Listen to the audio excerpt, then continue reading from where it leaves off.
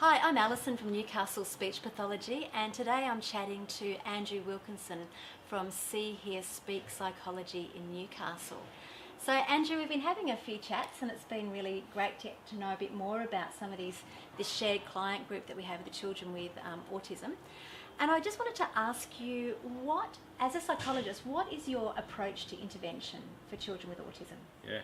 Look, as a psychologist, you need to be really flexible. So what we see with kids on the autism spectrum, often some kids have quite a good capacity with verbal knowledge, so they can use a lot of words, whereas other kids with autism don't have such a great capacity with verbal knowledge.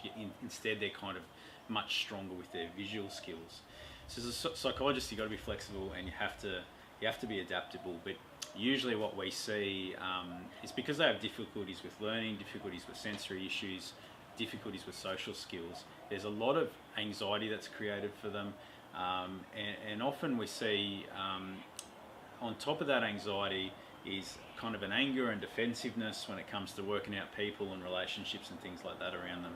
So as psychologists, we try to get alongside the kids, understand their world, give them some skills and strategies to understand what's going on for them, understand their mood and their feelings. And then we also work with parents because it's really important. Sometimes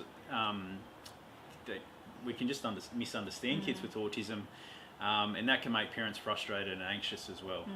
So often when we work to help parents and help parents to have the skills to know what to do when they see certain behaviours, it helps kids with autism react a lot better as well. So we often focus on thinking and behaviour, and focus on therapies where we're looking at the attachment in the relationships as well. So working with the child really has a great impact on the whole family as well. Absolutely, and people we often forget is when there's a child with autism in the family, the siblings are affected as well.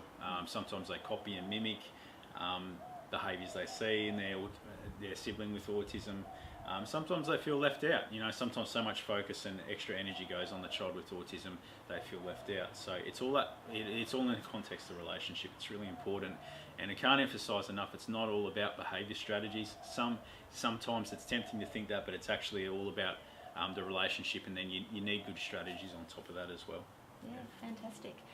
Well, if you would like more information about speech pathology or how psychology can work with your family and your child to bring the best outcomes, then we'd love to hear from you, and we can point you to a great practitioner in your local area. So please get in touch.